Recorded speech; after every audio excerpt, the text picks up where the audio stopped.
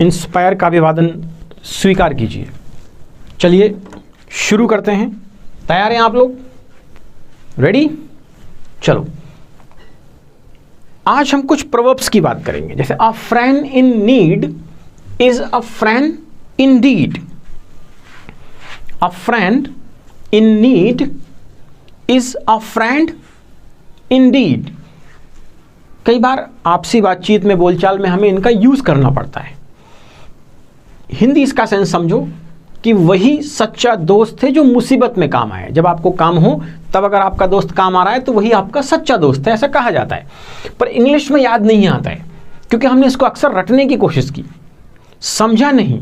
अगर समझ लिया होता तो शायद बहुत आसानी से हम इसको यूज कर पाते अपनी लिखने पढ़ने या बोलने वाली लैंग्वेज में। समझते हैं। अ फ्रेंड इन नीड, नीड मतलब आवश्यकता।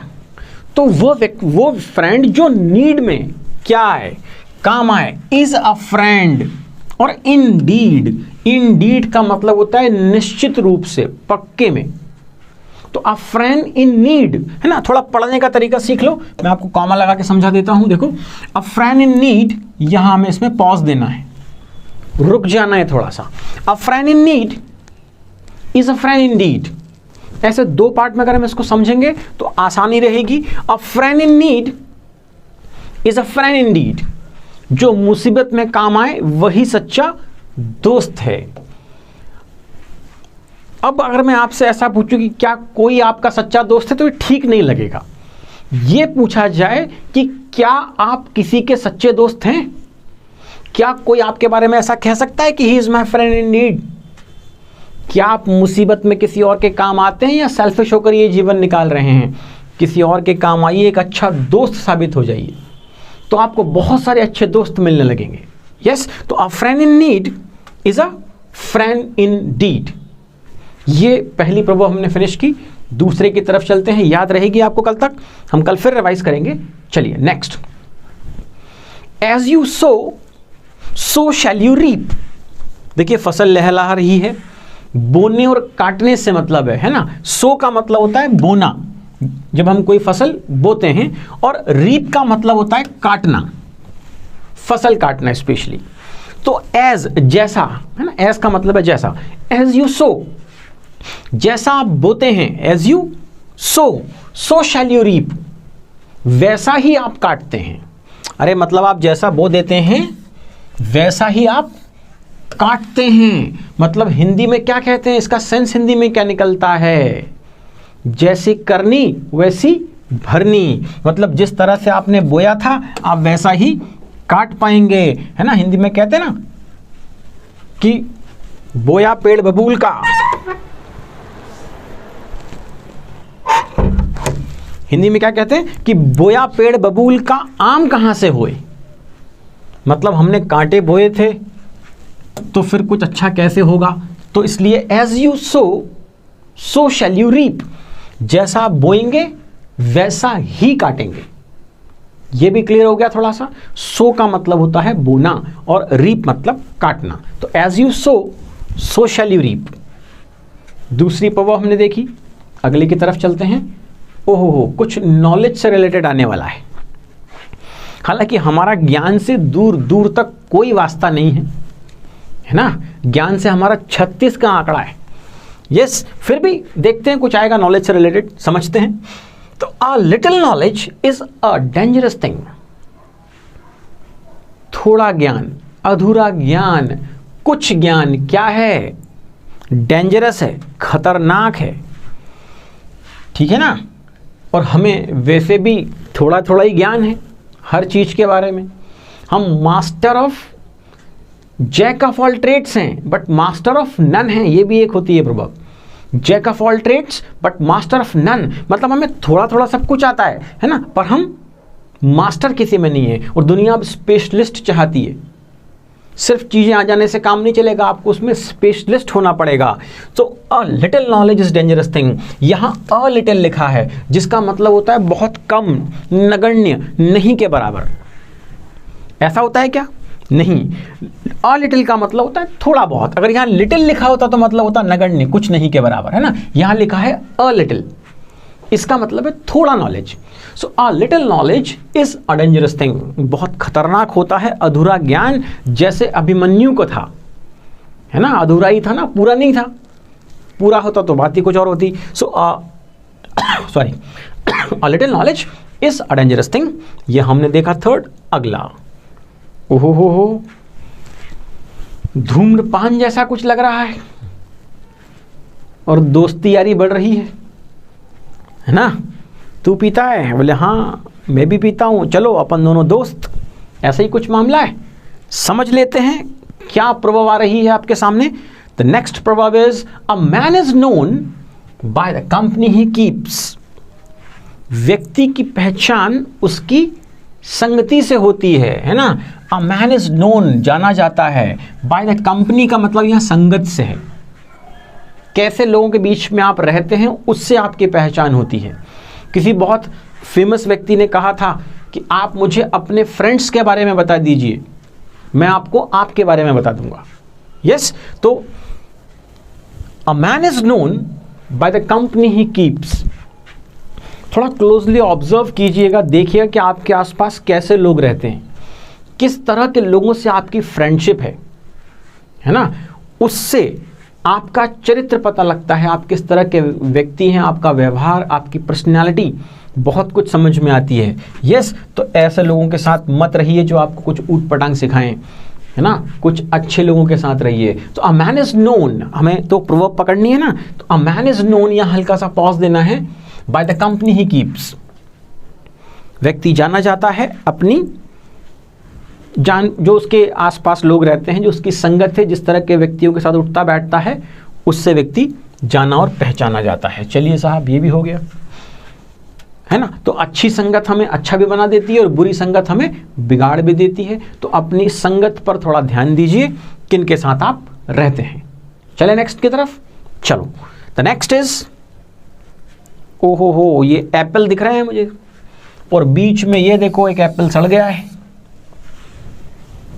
कुछ इससे रिलेटेड प्रॉब्लम याद आ रही है क्या आपको कि एक एप्पल है जो सड़ चुका है, बाकी आसपास के एप्पल भी इसके साथ हैं? नहीं याद आ रही है? अरे कुछ पढ़ा लिखा करो रे, रीड समथिंग डिफरेंट, कुछ पढ़ो, सीखो। Rotten apple injures its companion. Rotten का मतलब है सड़ा हुआ, लिख लिया करो नहीं मालूम हो तो। रोटन मीन्स सड़ा हुआ एप्पल, जो खराब हो गया हो। इंजोर का मतलब होता है घायल कर देना या घायल हो जाना, यहां घायल कर देने से मतलब है। तो अ रोटन एप्पल इंजर्स क्या करता है? It's companion. अभी कंपनी आया था संगत, अब कंपेनियन मतलब दोस्त, साथी। तो a rotten apple injures its companion. एक सड़ा हुआ सेब, सेबफल अपने आसपास के सारे सेब को खराब कर देता है। इसलिए कहते हैं कि अब अ man is known by the company he keeps. अब देखो इन सब की परेशानी क्या है बेचारों के आसपास वालों की, एक गलत कंपनी में पड़ गए हैं, ये इनको भी सड़ा देगा। पहचानो अपने बीच का वो सड़ा एप्पल, है ना, वो रोटन एप्पल जो आपको भी खराब कर रहा है। यस, सो अ rotten apple injures its companion. एक खराब सड़ा हुआ सेब अपने आसपास के साथियों को सबको खराब कर देता है। हिंदी में कह सकते हैं एक मछली सारे तालाब को गंदा कर देती है। एक मछली सारे तालाब को गंदा कर देती है, ये हिंदी का वर्जन है। और इंग्लिश में कहते हैं a rotten apple injures its companion. Next की तरफ चलते हैं। कुछ कंफ्यूजन लग रहा है ना, कुछ मामला काम हो नहीं रहा है, दिक्कत आ रही है कुछ। अ bad workman quarrels with his tools. Hindi में आपने बहुत सुना है, बहुत ही सुना है। इंग्लिश में थोड़ा अपना हाथ वैसे भी तंग है ना, इसलिए नहीं सुना होगा शायद। हिंदी वाला पहले मैं आपको समझा देता हूं। हिंदी में है नाच न जाने आंगन टेढ़ा। कभी इसको समझने की कोशिश किया आपने कि इसमें नाच क्या है, आंगन क्या है, टेढ़ा क्या है? समझो उसको। वो बहानेबाजी वाला मामला है। जब आपसे कुछ काम नहीं बन रहा है तो आप बहानेबाजी करते हैं कि ये आंगन टेढ़ा है वरना मैं नाच के दिखा देता, है ना। तो वैसे ही अ बैड वर्कमैन मतलब एक खराब काम करने वाला व्यक्ति। क्वारल का मतलब यहां झगड़ना है, दोष देना है ना, किसको? With his tools. मतलब जिस व्यक्ति को काम करते नहीं आता है, जो बैड वर्कमैन है, वो क्वारल्स विथ हिज टूल्स, वो अपने औजारों से लड़ता है। अरे औजारों से लड़ता है मतलब उनको दोष देता है। जैसे आपको कोई नट खोलना है, आपसे नट खुल नहीं रहा है, तो आप क्या बोलते हैं? पाना खराब है या स्पैनर ठीक नहीं है इसलिए मैं खोल नहीं पा रहा हूं, है ना। तो अ bad workman quarrels with his tools, है ना। तो एक खराब काम करने वाला आदमी अपने औजारों को दोष देता है। ये क्लियर हुआ क्या? थोड़ा समझो, इमेजिन करो, कई बार आपके साथ भी ऐसा हुआ होगा कि कोई काम आपसे नहीं हो रहा होगा तो आपने बहाना बनाया होगा कि ये चीज ठीक नहीं है, वो ठीक नहीं, ये ठीक नहीं है। यस, तो अ bad workman quarrels with his tools. Clear? चले आगे नेक्स्ट की तरफ, कम ऑन, अगले पे चलते हैं। ओहो हो, ये तो रोज ही रोज खिले हुए हैं, मालूम नहीं क्या आने वाला है। देख लेते हैं। A figure among ciphers. A figure among ciphers. English में आपको बिल्कुल समझ में नहीं आ रहा है, हिंदी में लेकिन आपको आता है। ये भी आपने बहुत सुना है, हिंदी में आपने सुना है कि अंधों में काणा राजा। सुना है कि नहीं सुना है? अरे हाँ बोलो, हाँ। अरे जोर से बोलो, हाँ। वेरी गुड, सबने सुना है। तो अ फिगर अमंग सिफर्स, इंग्लिश में समझ लेते हैं। फिगर का मतलब होता है, जैसे हम मान लें थोड़ी देर के लिए, ये ट्रायंगल हो गया, है ना। ये ट्रायंगल एक फिगर है, स्क्वायर एक फिगर है ना। ये रेक्टेंगल एक फिगर है, सर्कल एक फिगर है। ये सब फिगर्स हैं, डेफिनाइट फिगर हैं, ठीक है। अब हम देखते हैं यहां क्या लिखा है। यहां लिखा है अ फिगर अमंग सिफर्स। पहले तो सिफर का मतलब समझते हैं। सिफर का मतलब है जीरो।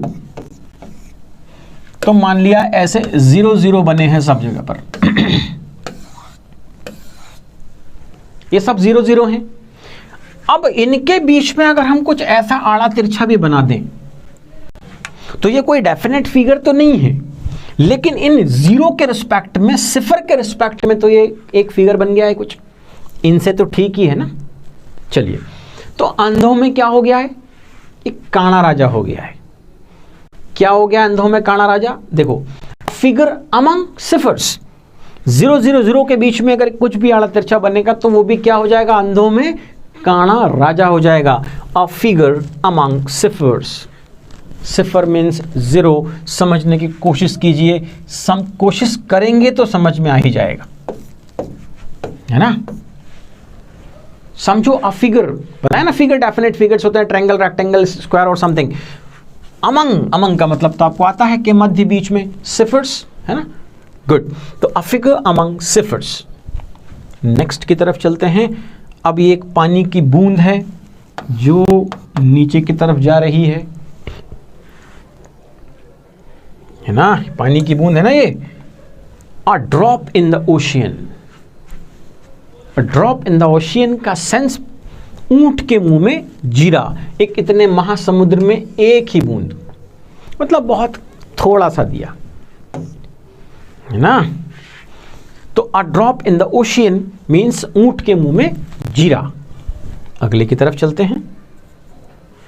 आहा, बहुत बढ़िया से बर्ड्स दिख रहे हैं, और लेकिन सब एक जैसे हैं, एक जैसे दिख रहे हैं। वेरी गुड, बहुत नाइस पिक्चर है। अब इससे रिलेटेड प्रोवर्ब क्या आने वाली है वो समझ लेते हैं। पिक्चर तो आपने देख ली, समझ लेते हैं। Birds of a feather flock together. कठिन शब्दों में फेदर आपको लग सकता है, इसका मतलब पंख है। फ्लॉक का मतलब झुंड है, ग्रुप। तो अब बर्ड्स ऑफ अ फेदर, एक जैसी पंख वाली चिड़िया हैं। जैसे ये सारी एक जैसे पंख वाली, इनके कलर एक जैसे हैं। फ्लॉक टुगेदर, एक ही ग्रुप में रहती हैं। हिंदी में समझें तो एक जैसी प्रवृत्ति के लोग एक साथ रहते हैं।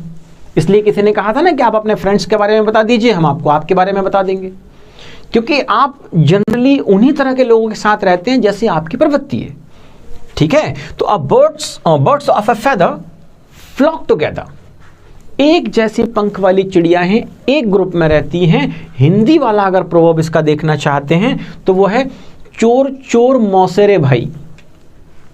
शायद आपने सुना ना हो क्योंकि आप तो स्कूल भी वही टाइम पास के लिए गए थे, है ना, लेकिन बोलचाल की भाषा में यूज करते हैं चोर चोर मौसेरे भाई, मतलब एक जैसी प्रवृत्ति के लोग एक साथ होते हैं, साथ में होते हैं। Birds of a feather flock together. ये भी वेरी गुड मामला था। और आगे बढ़ाएं इसको। गुड। कुछ सीख रहे हैं कि नहीं सीख रहे हैं? नहीं सीख रहे हो तो शुरू करो सीखना। ये तो आपको समझ में आ गया होगा पिक्चर देखकर। आ गया? ये भौंक रहे हैं भैया। Barking dogs seldom bite. भौंकने वाले कुत्ते कभी कभार काट खाते हैं। हिंदी में है जो गरजते हैं वो कभी नहीं बरसते। थोड़ा अमेंडमेंट चाहिए इसमें कि जो गरजते हैं वो कभी कभार बरस भी जाते हैं। Barking dogs seldom bite. बहुत रेयर है, seldom means very rare but happens. तो barking dogs seldom bite. Seldom का मतलब है कभी कभार, और बाइट मतलब जब हम किसी चीज को दांत से काट लेते हैं उसको बाइट कहते हैं। ये क्या आने वाला है भाई? Blood is thicker than water. अब आपको लग रहा होगा कि ये ब्लड, वाटर, थिक मतलब गाढ़ा, थिक मतलब गाढ़ा। अरे पतला और गाढ़ा होता है ना, तो थिक मीन्स गाढ़ा। Blood is thicker than water, इसका सेंस पकड़ो। ये कहना चाहता है यहां कि खून के रिश्ते ज्यादा मजबूत हुआ करते हैं।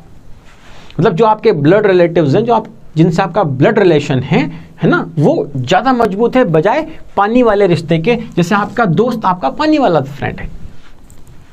पर अब जमाने में थोड़ा उल्टा हो गया है। भाई भाई आपस में लड़ते हैं और दोस्तों के लिए जान दे देते हैं, है ना, और भाई की जान लेने को तैयार होते हैं लोग। But blood is thicker than water. खून के रिश्ते हमेशा मजबूत होते हैं, ऐसा कहा जाता है। इसको समझिए।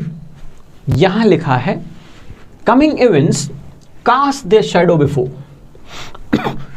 कमिंग इवेंट्स मतलब आने वाली घटनाएं। कास्ट का मतलब होता है फेंकना। देयर शैडो, शैडो मतलब छाया। फिर से लिख देता हूं मैं, ये लिखा मैंने छाया। बिफोर, इसको समझो। अब हिंदी में कहते हैं पूत के पांव पालने में दिख जाते हैं। आपको लग रहा होगा ये पूत के पांव कहां जा रहे हैं और ये तो शैडो और कमिंग इवेंट्स क्या क्या हो गया। कोरिलेशन है, समझाते हैं कैसे रिलेटेड है। देखो हिंदी वाला प्रभाव है कि पूत के पांव पालने में दिख जाते हैं। आपने नहीं सुना तो ये आपकी प्रॉब्लम है, पर ऐसा बोला जाता है कि पूत के पांव पालने में दिख जाते हैं। मतलब बहुत अर्ली स्टेज पर हम समझ जाते हैं कि बच्चा बहुत इंटेलिजेंट है। हम खैर आप अपने आप को आज तक नहीं समझ पाए हो कि इंटेलिजेंट हो कि नहीं हो, है ना। इस उम्र तक आते आते तो लोगों ने मान लिया है कि ये कुछ नहीं कर पाएगा, और कुछ तो विश्वास आपको भी हो गया है कि बस रे भाई खत्म है, अब कुछ नहीं हो पाएगा। ऐसा नहीं है, प्रयास कीजिए। चलिए हम इसको समझते हैं। Coming events. अब 3 को थोड़ा इमेजिन करो। हालांकि स्कूल ने आपको इमेजिनेशन नहीं सिखाया। स्कूल में इमेजिन करना पाप था, उसको लगता है ख्वाबों में कहीं चला गया है। But imagination is more important than knowledge. ज्ञान से ज़्यादा ज़रूरी है imagination. When I went to school first time, जब मैं स्कूल गया था, and when I came to know कि यहाँ मैं क्यों आया हूँ, ज्ञान अर्जित करने आया हूँ। भले ही नहीं ले पाया, बात अलग है, लेकिन गया तो उसी पर्पज से था। फिर कहीं एक लाइन पढ़ ली बचपन में एक बार कि imagination is more important than knowledge. तो मुझे लगा कि जो ज़्यादा इंपॉर्टेंट चीज़ है वो तो ये करने ही नहीं देते। स्कूल में जाओ तो ज्ञान पेलते हैं लपक के, दे रटो दे घोटो, दे रटो दे घोटो। और इमेजिन करने जाओ तो पनिशमेंट मिल जाता था। तब कुछ जमा नहीं था मुझे मानना। पहले तो सेंटेंस बहुत दिनों तक समझ नहीं आया कि ये बोल सही रहे कि गलत रहे, कि इमेजिनेशन ज़्यादा इंपॉर्टेंट है कि नॉलेज। क्योंकि हमें ऐसा लगता है आज भी नॉलेज ज़्यादा इंपॉर्टेंट है। अरे हमने पूरी उम्र लगा दी ना अभी तक की उसी के लिए। आप समझ लो, imagination is more important than knowledge. कल्पना की जो शक्ति है आपकी, वो ज्ञान से कई गुना ज़्यादा इंपॉर्टेंट है ना। अब कैसे इमेजिन करना है और क्या करना है बताएंगे कभी किसी क्लास में, लेकिन ज्ञान से तो ज़्यादा इंपॉर्टेंट है। चलो तो हम इसको समझ रहे थे। ऐसा माने कि कोई व्यक्ति आपके पास चल कर आ रहा है, दीवार है, आप दीवार की तरफ खड़े हो, वहां से चल कर आ रहा है, उस व्यक्ति के पीछे लाइट जल रही है ना, कुछ रोशनी है। तो जब वो आ रहा है तो पहले क्या आएगा, उसकी, क्योंकि पीछे लाइट जल रही है, उसकी परछाई आपको दिखेगी। ऐसा कॉर्नर है, आप इस तरफ खड़े, वो आदमी उधर से चल के आ रहा है, आपको आदमी नहीं दिख रहा है कौन आ रहा है, लेकिन उसकी परछाई आपको पहले दिख जाएगी। उस शैडो को, परछाई को देखकर आप समझ जाएंगे कि किस तरह का व्यक्ति आ रहा है, एक अनुमान लग जाएगा, है ना। तो क्या कहा उन्होंने, coming events cast their shadow before, आने वाली घटनाएं अपनी परछाई पहले फेंक देती हैं, मतलब पूत के पांव पालने में दिख जाते हैं। खैर आपके अभी तक नहीं दिख पाए हैं, बुढ़ापे में आ गए हैं आप, है ना, फिर भी कोशिश कीजिए कि आपको समझ में आए। ये समझ में आ गया है कि आपको, वेरी गुड। आगे बढ़ते हैं, कुछ काटने पीटने की बात होगी यहाँ पर। सीजर्स दिख रही है ना, क्या बोलते हैं, सिजर्स, सिजर नहीं बोलते हैं, सिजर्स, एस लगा रहता है। Cut your coat according to cloth, cut your coat according to cloth, जितना कपड़ा है उसके हिसाब से उतना ही बड़ा कोट काटो आप। कोट बड़े साइज का काट लिया, कपड़ा छोटा निकल गया, गड़बड़ हो जाएगी, है ना। तो हिंदी में कहते हैं उतने ही पांव पसारिए जितनी चादर हो, चादर से बाहर पांव मत ले जाइए, है ना। ऐसा सुना है कि नहीं सुना है, ऐसा कहा भी गया होगा आपको। थोड़ा सा बदल देते हैं ना, ज़माना बदल गया है, अब कंप्यूटराइज्ड है मामला, टेक्नोलॉजी बहुत हाई हो गई है, थोड़ा सा बदलते हैं। पहले सिखाया था कि उतने ही पैर पसारिए जितनी चादर है, अब थोड़ा सा अमेंडमेंट करते हैं, पैर पसारते जाइए और चादर को भी बड़ी करते जाइए। देखते हैं अपने भी पैर कहाँ तक जाएंगे, उतनी चादर लंबी कर देंगे अपन। यस, बेधड़क बिंदास चलिए, बहुत आगे जाएंगे अपन, चादर भी खींचते चलेंगे, no problem at all. So cut your coat according to the cloth, जितनी चादर उतने पैर फैलाइए। ओहो, ये तो रोमन्स दिख रहे हैं, समझते हैं। Do in Rome as Romans do. Rome, अगर आप इटली की जो कैपिटल है रोम, उस शहर में अगर हैं, उस कल्चर में अगर है, मैं शहर से ज़्यादा कल्चर शब्द ठीक रहेगा, कि अगर आप उस कल्चर में हैं तो वैसा ही बिहेव कीजिए जैसे वो लोग करते हैं। जैसा देश वैसा भेष। स्वामी विवेकानंद भगवा वस्त्र पहनते थे, सिंपल एक धोती लपेट ली उस तरह से, है ना, जब वो हिंदुस्तान में थे। जब वो बाहर फॉरेन गए तभी उन्होंने वही पहना, पर वहां तो बहुत ठंड थी, टेम्परेचर बहुत कम था। तब उन्हें किसी ने समझाया कि आपको जैसा देश वैसा भेष में होना पड़ेगा। इसलिए अब जब स्वामी जी की आप फोटोग्राफ देखते हैं तो एकदम बहुत बढ़िया सा, है ना, ऐसे सूट कोट होता है, क्या बोलते हैं उसको, हैट होता है, मतलब टर्बन होती है, पगड़ी। वो समय की डिमांड थी, ठंड से बचने के लिए उन्होंने उस तरह के कपड़े पहने और फिर वही फोटोग्राफ हमारे सब तक आ गई। तो क्या थे, उन्होंने क्या किया था, जैसा देश वैसा भेष बना लिया। तो do in Rome as Romans do. ठीक, समझ गए। चलो, जो हिंदू मैथोलॉजी थी, जो भारतीय संस्कृति ने हमने सिखाया, उसको हमने धीरे धीरे भुला दिया कि खाना हमें कैसे खाना है, किस मूड में खाना है, किसके सामने खाना है, किसके सामने नहीं खाना है, किस तरह से खाना है, वो सब हट गया। हमें तो सिर्फ क्या करना है, हमारे हिसाब से, साइंस के हिसाब से हमें लंच, डिनर, ब्रेकफास्ट, है ना, बस ये लेने। कैसे लेने हैं, इस पर क्या किसी किताब में लिखा था साइंस के हिसाब से? यस, नहीं लिखा था। तो हमारी डाइट हमें बहुत क्योर करती है। अगर हम अच्छी डाइट रखेंगे तो हमें डॉक्टर के पास शायद जाना ही नहीं पड़ेगा। So diet cures more than doctor. Doctor से ज़्यादा हमारी देखभाल हमारी डाइट कर सकती है कि हम उस क्या खा रहे हैं, कितना खा रहे हैं। यस, पहली प्रवर्ब में कोई प्रॉब्लम नहीं है, इसलिए अपने खान पान पर ध्यान दीजिए। जैसा आप अन्न खाते हैं वैसा आपका मन हो जाता है। यस, या आप जिस मेंटलिटी से, जिस मन से खा रहे होते हैं, वो अन्न आपके अंदर जाकर उस तरह का बिहेव करता है। प्रूव्ड है ये सब। चलिए आगे बढ़ते हैं। अब यहाँ कुछ हेल्प जैसा लग रहा है, कुछ अच्छा काम किया जा रहा है ना, जैसे ये इनको मदद कर रहे हैं। यस, ये मदद हो रही है ना, ये वाले भाई साहब इनको मदद कर रहे हैं। इसकी प्रवर्ब देख लेते हैं, do well have well. Hindi में इसको कहते हैं अच्छा करो अच्छा पाओ, डू वेल, है ना। अगर आप अच्छा करेंगे किसी के लिए तो निश्चित ही आपको अच्छा मिलेगा। देर सवेर हो सकती है, पर जब वापस मिलेगा तो ब्याज सहित मिलेगा, है ना। इस बात को भी ध्यान रखना। कई लोग बहुत जल्दी इम्पेशेंट हो जाते हैं, नहीं मिलेगा जीवन में, मिलेगा, शांति रखो, मिलेगा ज़रूर।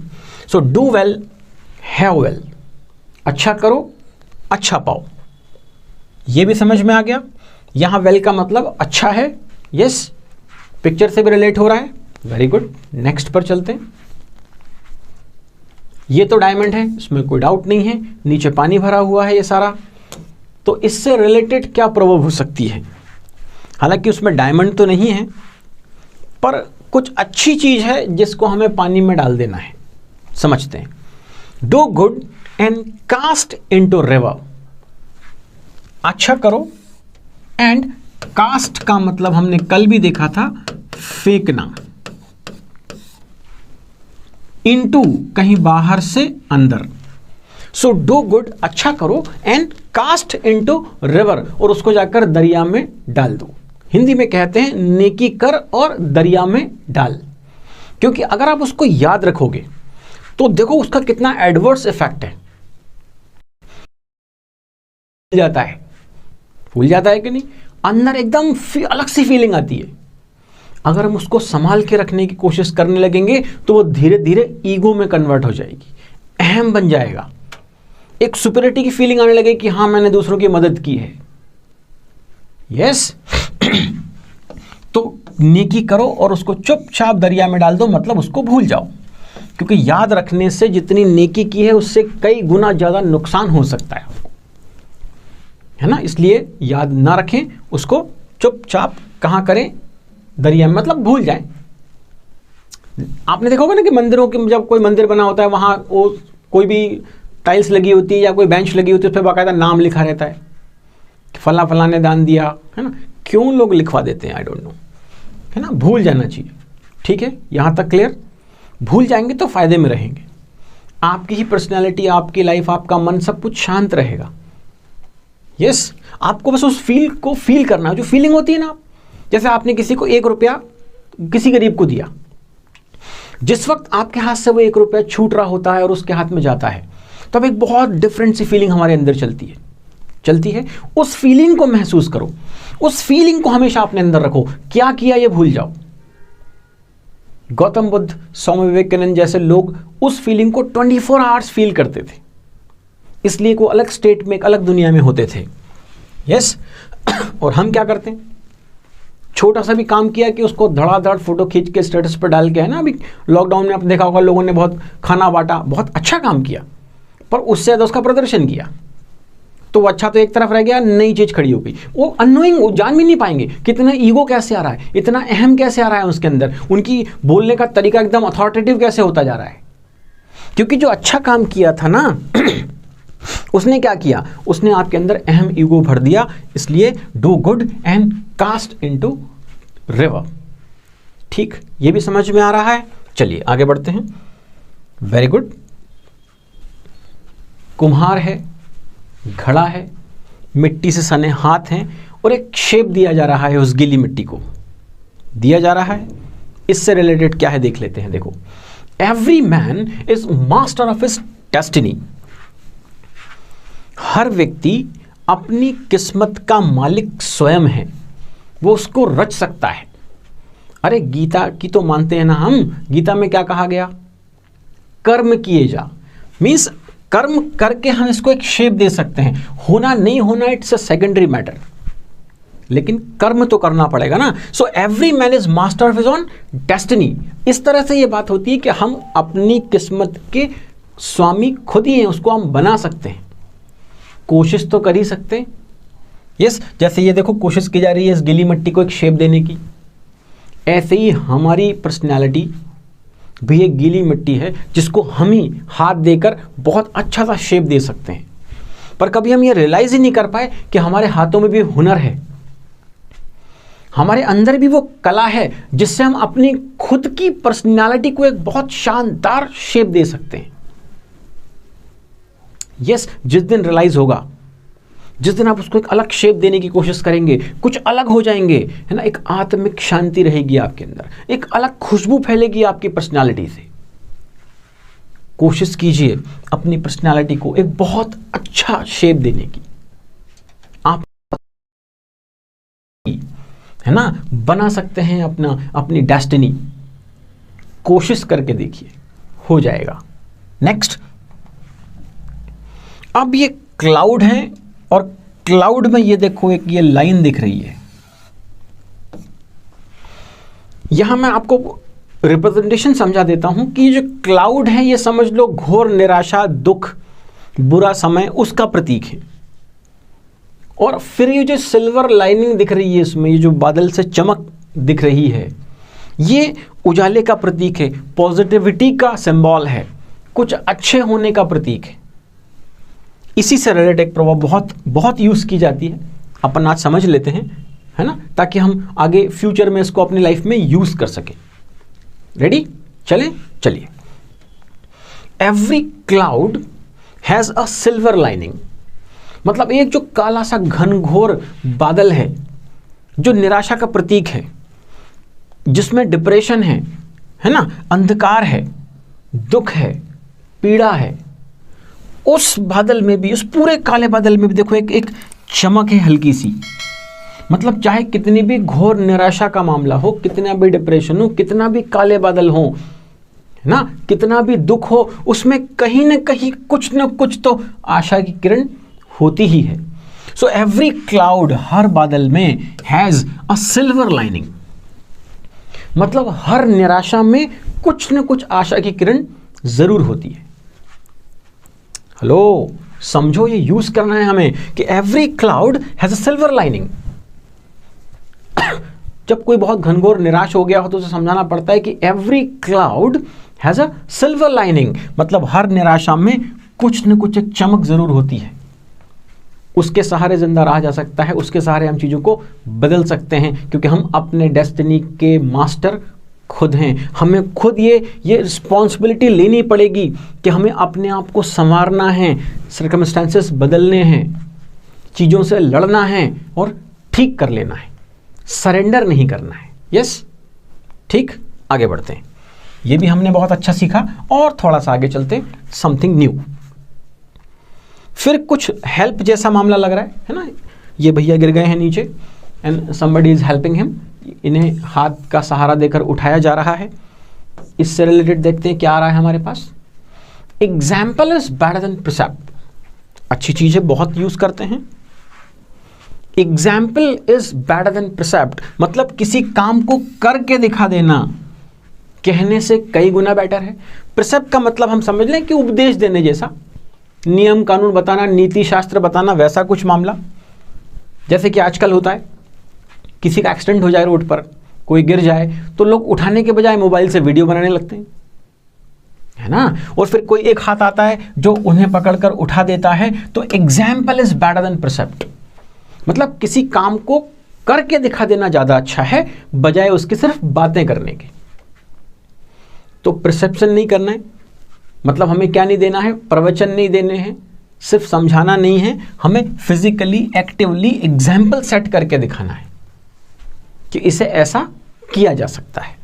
तो example is better than precept, ये भी क्लियर। चलिए, काफी खुश लोग नजर आ रहे हैं, बढ़िया खा पी रहे हैं, ऐसा लग रहा है ना बढ़िया पार्टी चल रही है। जैसा कि आजकल भी चलन हो गया है, बर्थडे हो, एनिवर्सरी हो, इवन कुत्ते का बर्थडे हो तो भी लोग बड़ी भारी पार्टी देने चले जाते हैं और होटल में जाते हैं सीधे, है ना, फिर वो ऊट पटांग मालूम नहीं क्या क्या खा के आ जाते हैं। फिर बोलते हैं हमारा मन ठीक नहीं लगता है, बॉडी ठीक नहीं है, बीमारी बार बार हो जाती है, हर थोड़े दिन में बुखार आ जाता है, number of things are there, क्योंकि हम एक ट्रेंड फॉलो कर रहे हैं कि जरा कुछ हुआ कि चले होटल।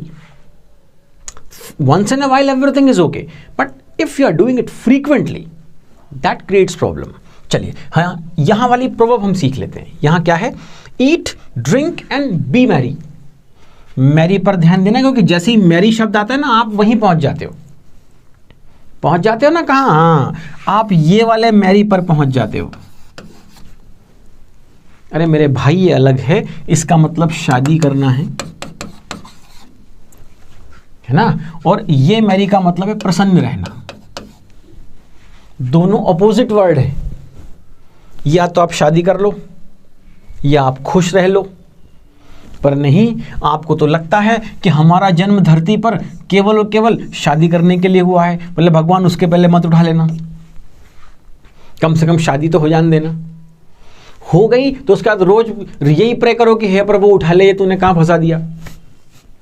उसने थोड़ी फंसाया था, आप ही बड़े थे, है ना, आप ही ने प्राण छोड़े थे कि नहीं नहीं हमारी शादी तो होनी चाहिए, कर लो भाई। फिर लोग पूछते हैं अच्छा आप ऐसा क्यों कह रहे हैं, तो फिर उन्हें यही कहना पड़ता है कि मेलोडी खाओ खुद जान जाओ।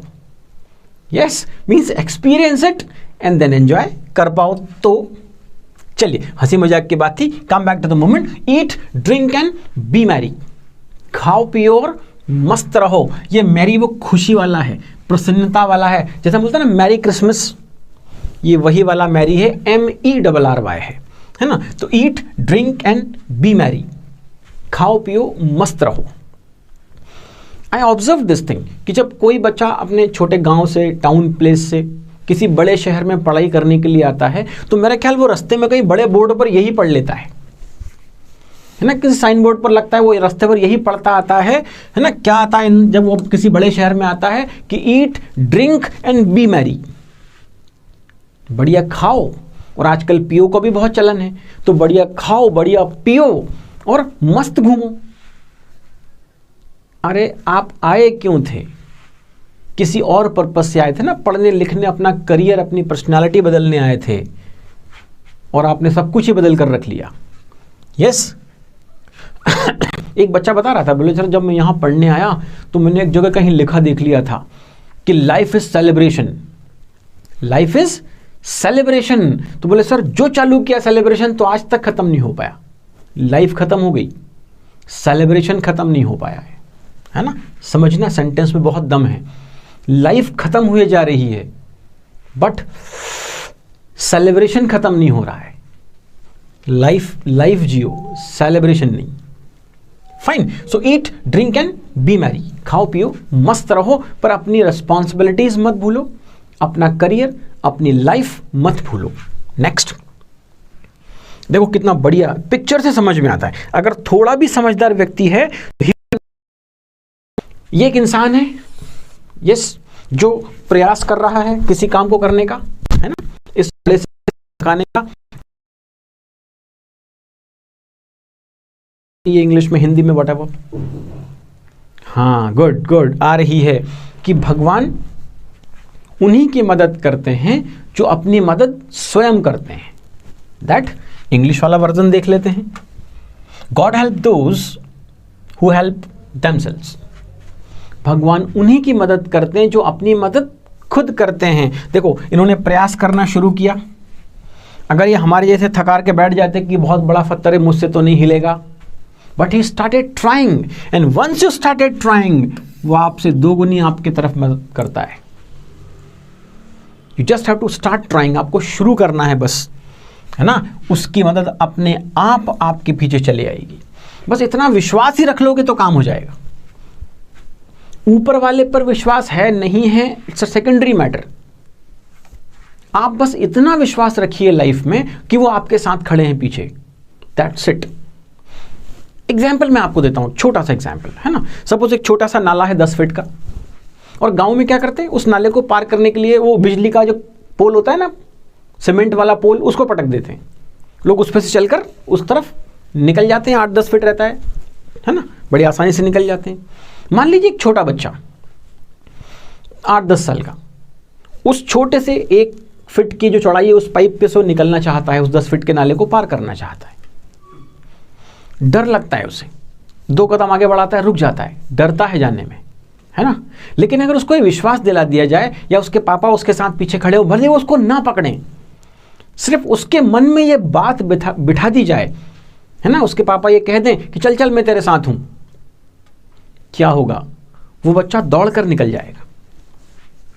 सिर्फ इतना ही विश्वास रख लीजिए कि वो आपके साथ है, सारे काम हो जाएंगे।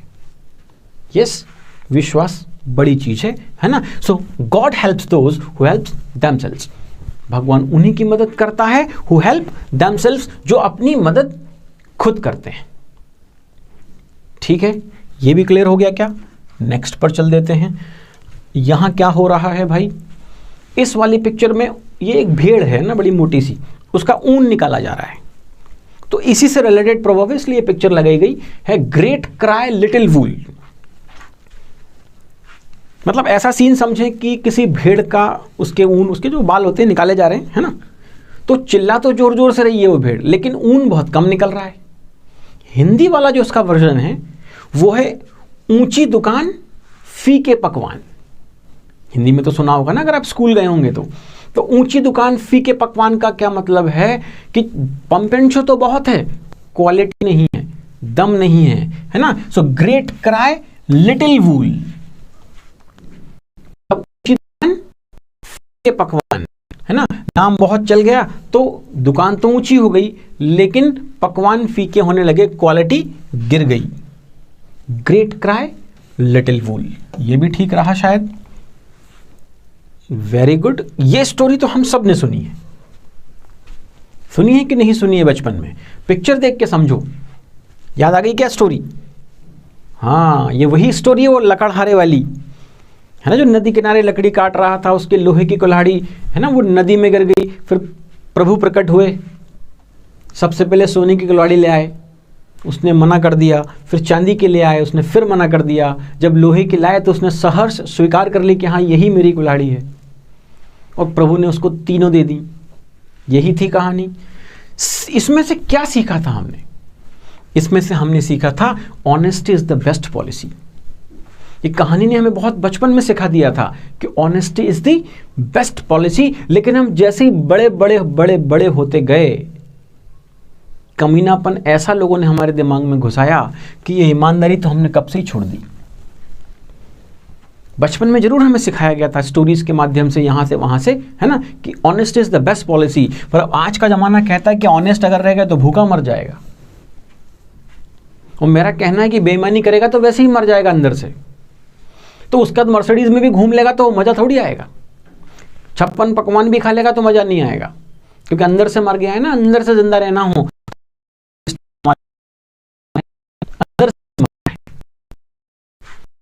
कभी अपन बात करेंगे कि बेसिक्स पकड़ के चलो लाइफ के, बहुत मजेदार है जीवन, इट्स रियली सेलिब्रेशन, है ना, वाकई में जीवन उत्सव है, लेकिन समझना पड़ेगा कैसा उत्सव है, कब हम इसका उत्सव मना सकते हैं, किस तरह से इसको मना सकते हैं। बेसिक्स पकड़ना सीखिए, कभी बात करेंगे। तो इस स्टोरी से रिलेट करके एकदम ये जो प्रभाव हमने लगाई बिल्कुल मैच हो गई इसके साथ कि honest is the best policy. चलिए, अब यहां तराजू पर कुछ तुल रहा है, एक तरफ हार्ट है, मतलब हम समझ लें हेल्थ से रिलेटेड कोई चीज है, और यहां कॉइन्स हैं, है ना, तो ये वेल्थ हो गई। इससे जो हमने, ये शरीर ही आपकी धन संपदा है, वट एवर यू हैव, है ना, ये बॉडी जो हमने ऊपर वाले ने हमें दी है, हालांकि हम पूरी तरह से लगातार इसको नष्ट करने पे तुले हुए हैं, तो लेकिन हमारा जो डेली रूटीन है, हमारी हैबिट्स हैं, वो इस बॉडी को और कमजोर किए जा रहे हैं कि नहीं किए जा रहे हैं। मेरी तरफ मत देखो, I am also one of you, है ना, मैं भी आपके ही जैसा हूं, लेकिन हम सब मिलके अपनी बॉडीज को क्या कर रहे हैं, डिके कर रहे हैं, खराब कर रहे हैं, नष्ट कर रहे हैं। जबकि अरे एक घंटे के लिए सिर दुखने लग जाए तो सब कुछ बेमानी हो जाता है कि नहीं हो जाता है? Health is everything. ओके, ये कुछ ब्रेड से रिलेटेड है ना, समझ लेते हैं। Half a loaf is better than no bread. Loaf का मतलब होता है निवाला, टुकड़ा। क्या होता है? निवाला। अब हिंदी आपको आती है कि नहीं आती, that I don't know. Core बोलते हैं, निवाला बोलते हैं, है ना, जो खाते हैं हम। तो हाफ अ लोफ, टुकड़ा निवाला नहीं, क्या नहीं मामा से काणा मामा अच्छा है, मतलब कुछ नहीं होने से कुछ तो है ना, वही अच्छा है। Something is better then nothing, यह भी कहा जा सकता है। इस पिक्चर को देख के आपको प्रभाव समझ में आ रही है क्या कि प्रभाव किस तरह की है? पिक्चर को ध्यान से देख लीजिए, बहुत ही ध्यान से। गुड। मिल्क है और कोई रो रहा है, इंग्लिश में इससे रिलेटेड होता है, it is no use crying over spilt milk.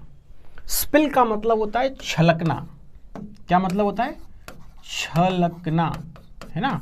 ये सेकेंड फॉर्म में तो छलक गया वाला मामला है। So it is no use, कोई भी यूज नहीं है, क्राइंग ओवर स्पिल्ट मिल्क, है ना। किस पर? छलके हुए दूध पर रोने से अब कोई मतलब नहीं है। देखिए दूध छलक गया है और ये रो रहा है। हिंदी में इसे हम कहते हैं अब पछताए होत क्या, जब चिड़िया चुग गई खेत। यस, जब चिड़िया खेत चुग ही चुकी है तो पछताने से क्या मतलब है फिर, है ना। तो ये थी हमारी it is no use crying over spilt milk. Spill का मतलब छलकना होता है, स्पिल्ट उसका सेकंड फॉर्म था। अब देखो समय निकल गया है, ये थोड़े टेंशन में दिख रहे हैं। It is never too late to mend. Mend का मतलब होता है सुधारना, सुधार कार्य करना। It is never too late, कभी भी बहुत देर नहीं होती है। किसमें? टू मैंड, सुधारने के लिए।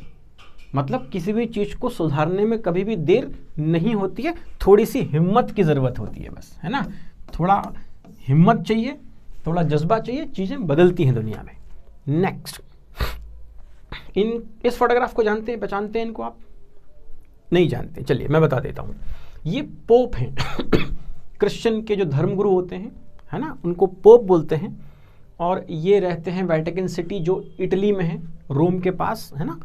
अब इस पे एक प्रोवर्ब पुरानी बनी हुई है, क्योंकि रोमन जो कल्चर है बहुत पुराना कल्चर है ना, उस पर बहुत सारी प्रोवर्ब्स बनी हुई है। एक ये भी है, it is hard to live in Rome and fight with pope.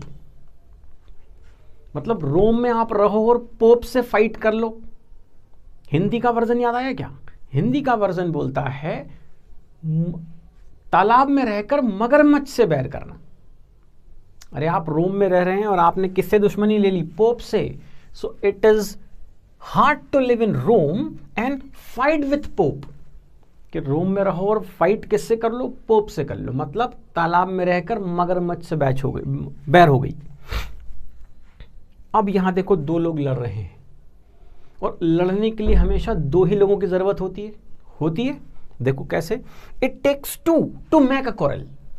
हमेशा दो लोगों की जरूरत होती है टू मेक ए क्वारल, झगड़ा करने के लिए। मतलब ताली दोनों हाथ से बजती है, ताली दोनों हाथ से बजती है। It takes two to make a quarrel. अब यहां देखो क्या हो रहा है भाई, एक ही व्यक्ति कई सारे काम करने की कोशिश कर रहे हैं। देख लीजिए आप, मेडिटेशन भी चल रहा है, कैलकुलेटर भी हाथ में है, सामने लैपटॉप है। मतलब jack of all trades but master of none. जिसको थोड़ा थोड़ा सब कुछ आता हो पर वो मास्टर किसी भी चीज में ना हो, उसको बोलते हैं jack of all trades but master of none, है ना। जिसको थोड़ा थोड़ा सब कुछ आए पर वो मास्टर नहीं हो किसी भी चीज में। और दुनिया चाहती है मास्टर, स्पेशलिस्ट लोग चाहती है अब, है ना। थोड़ा थोड़ा ज्ञान रखने वाले अब नहीं चल पाते हैं। अगले पर चल देते हैं। ये तो पिक्चर से ही समझ में आ जाएगा। इस व्यक्ति ने एक पत्थर उछाला, ये रहा वो पत्थर।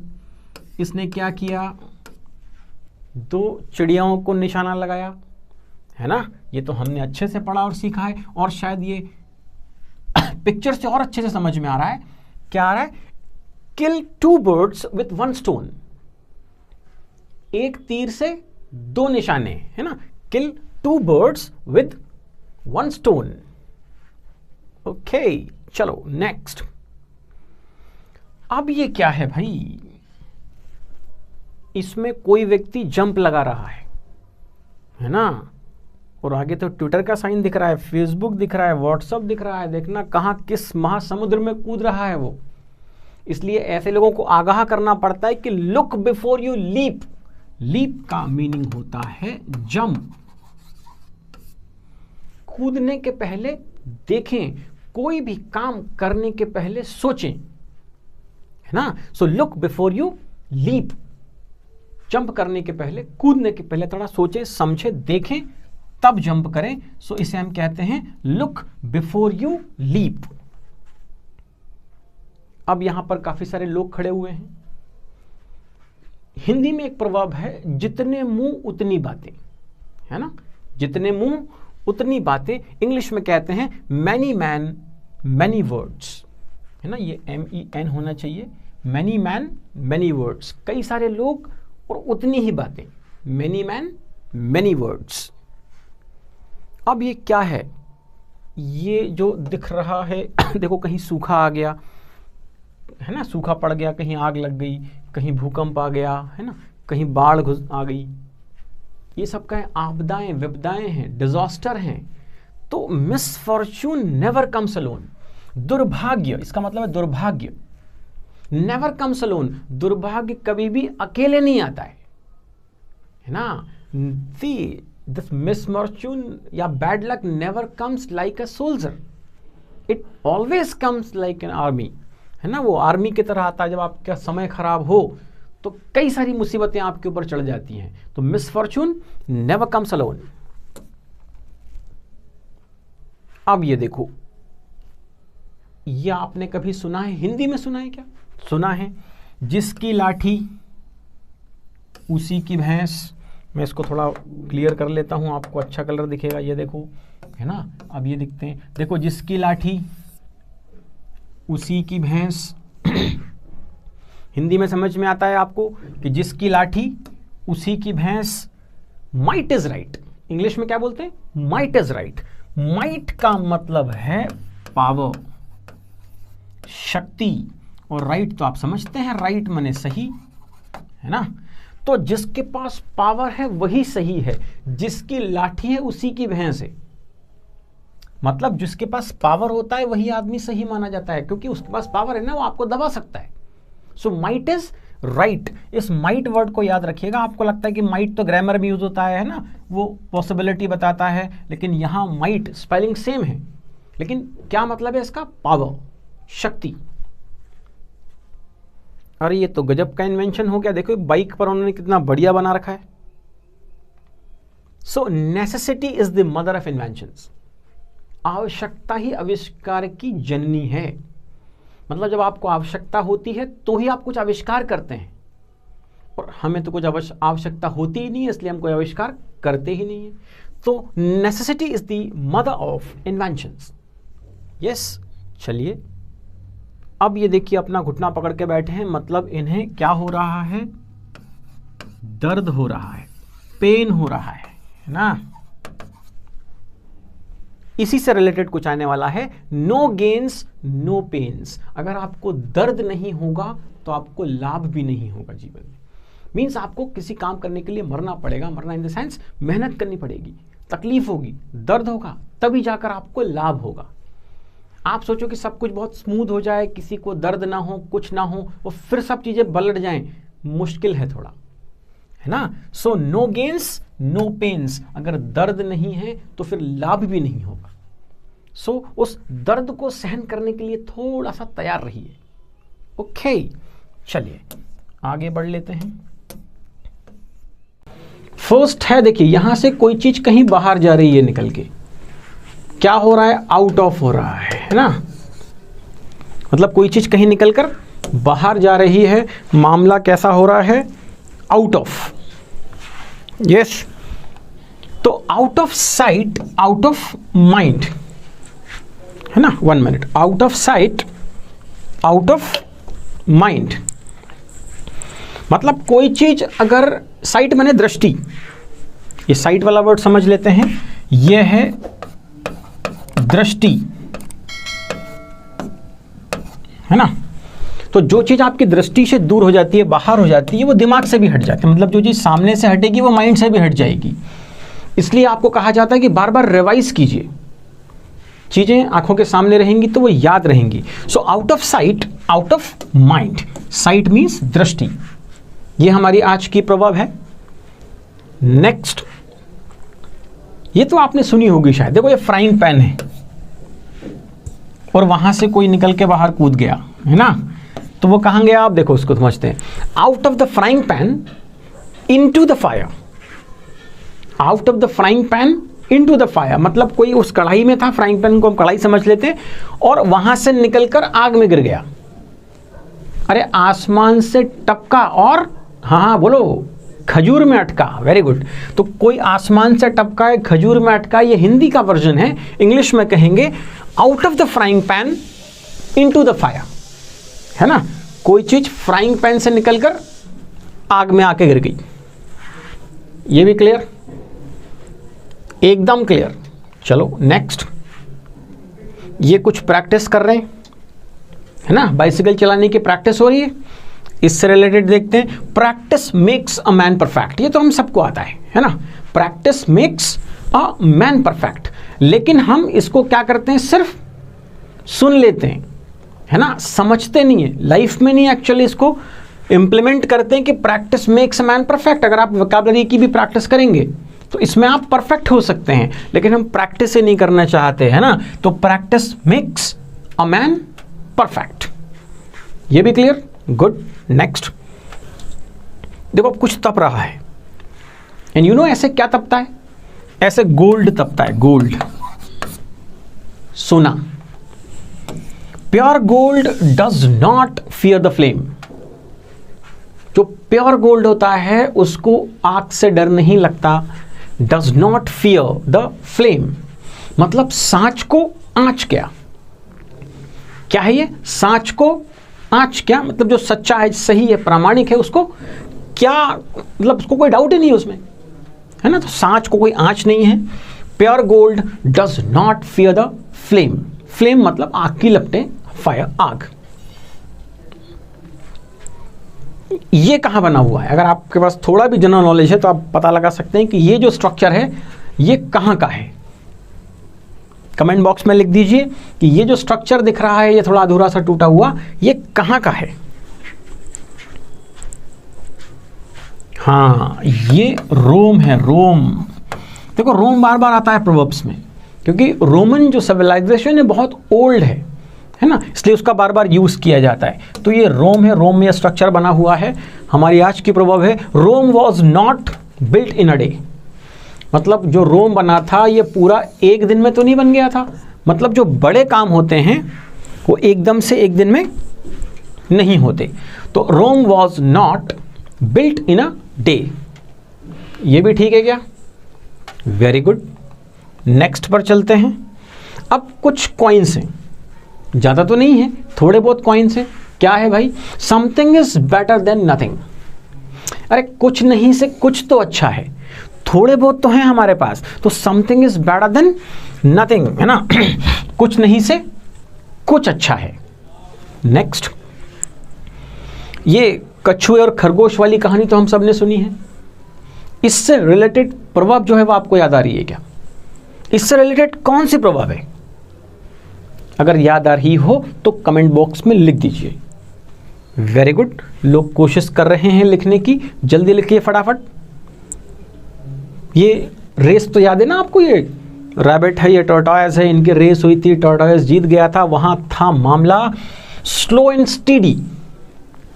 स्लो मतलब धीरे, है ना, और स्टीडी मतलब लगातार। तो धीमे और लगातार चलने वाले जो लोग हैं वो जीत जाते हैं।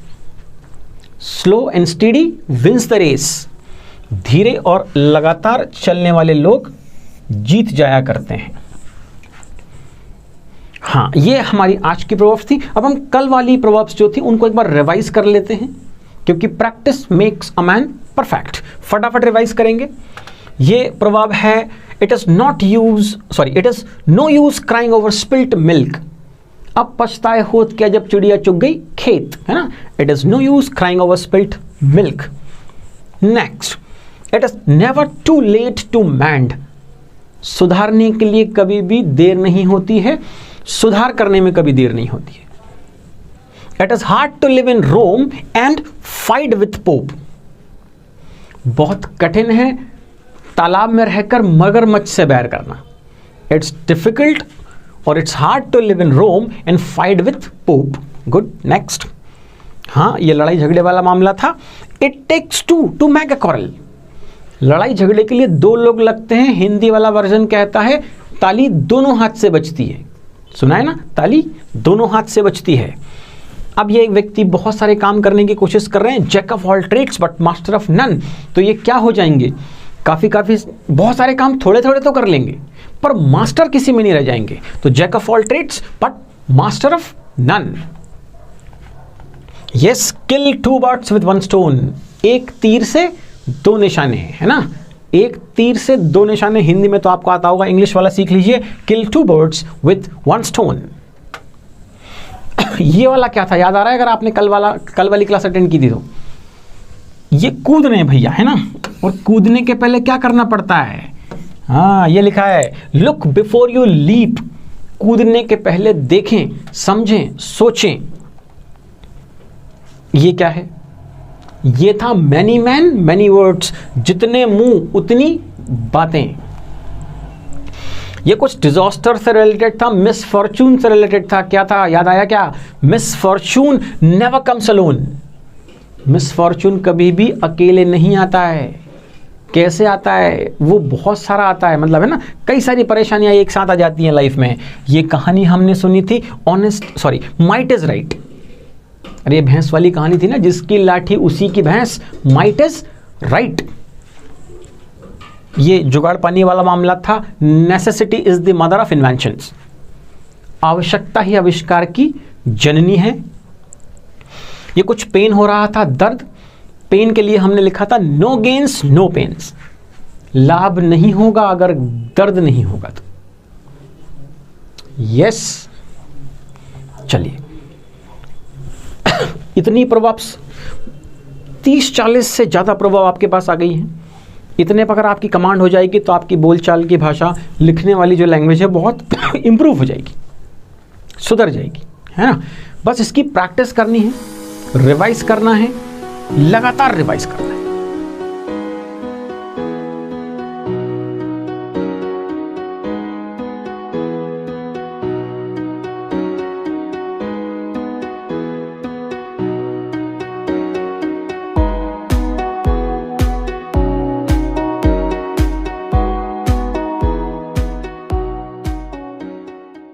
चलिए शुरू करते हैं। एक वर्ड हमने देखा था now a days, now a days Russia and Ukraine, है ना, ये बहुत चर्चा में है आजकल। सो नाउ अ डेज, आजकल क्या हो रहा है ना, that is nowadays. Second है gradually, gradually things are getting better, धीरे धीरे चीजें सुधर रही हैं, ठीक हो रही हैं। आप भी अपने लाइफ में महसूस कर रहे होंगे, अगर आप एफर्ट्स लगा रहे हैं तो जरूर कुछ ना कुछ बदल रहा होगा। न्यूटन का लॉ कहता है कि जब तक हम किसी चीज के ऊपर फोर्स ना लगाएं तो वो जैसी है वैसी ही रहती है ना, लेकिन अगर हम फोर्स लगाएं तो उसमें चेंज आता है। तो थोड़ा एक्टिवली फोर्स लगाइए अपने लाइफ को, अपनी पर्सनालिटी को, अपने जीवन को बदलने में, क्योंकि आपकी पर्सनालिटी ही सब कुछ है। वही आपको अंदर से दुखी या खुश करती है। जो आत्मिक शांति मिलती है वो आपकी पर्सनालिटी का ही पार्ट है, उस पर भी ध्यान दीजिए, है ना। चलिए फिर एट वंस, तुरंत, इसका मतलब एक बार नहीं था, यह है तुरंत। तुरंत ऐसा कर दीजिए, है ना, तुरंत वैसा कर दीजिए। तो तुरंत जो है वो थोड़ा सा कंफ्यूजिंग लगता है क्योंकि वो वंस लिखा हुआ है ना, और हमारी बुद्धि कहती है कि वंस यहां तो क्या होना चाहिए, यहां पर इसका मतलब एक बार होना चाहिए, पर ये एट वंस लिखा है। इसका हिंदी मीनिंग हमने देखा था, जो सेंस पकड़ा था वो था तुरंत। ये भी ठीक था, इसको भी हमने रिपीट करने की कोशिश की है। द नेक्स्ट है सूनर और लेटर। ये जो वर्ड है इसको भी हम बहुत ज्यादा यूज करते हैं बोलचाल में कि आगे या पीछे, कभी ना कभी तो आपको ये काम करना ही है। जैसे आपको अपनी पर्सनालिटी पर ध्यान देना ही है, आगे या पीछे कभी ना कभी देना ही होगा आपको अपनी पर्सनालिटी पर ध्यान। उसके बिना आप बहुत सुखी नहीं रह पाएंगे, वो नहीं कर पाएंगे जो आप करना चाहते हैं। समझिए अपनी पर्सनालिटी को, अपने ऊपर ध्यान दीजिए, दूसरों पर ध्यान देना बंद कर दीजिए, कम कर दीजिए। एटलीस्ट कम से कम आपने अगर खुद पर ध्यान दिया होता तो आज ऐसी हालत ना होती। चलिए जैसी भी है, हैपन इज हैपन, जो हुआ सो हुआ, लेकिन अब तो अपने ऊपर ध्यान दे सकते हैं, आज से अभी से शुरू कर सकते हैं, if not now then when, है ना। अगर अभी भी नहीं देंगे तो कब। तो अब क्या कीजिए, कम से कम अपनी पर्सनालिटी पर, अपने व्यक्तित्व पर, अपने ऊपर ध्यान दीजिए। पूरे दिन भर में कम से कम 15 मिनट खुद के साथ बैठिए, मौन में रहिए, शांत रहिए, खुद से बातें कीजिए। जो बातें मौन में होती हैं, बिना शब्दों के होती हैं, वो सर्वश्रेष्ठ होती हैं। तो खुद से मौन में बातें कीजिए। तो कम से कम, है ना, एटलीस्ट इतना तो कीजिए। फिर था एवर और नेवर। क्या कभी आपने ऐसा किया है या आपने वैसा कभी नहीं किया है ना, दोनों तरह से हो सकता है। तो एवर या नेवर, है ना, दोनों शब्द हमने बहुत सुने, लिखे, पढ़े, बोले हैं।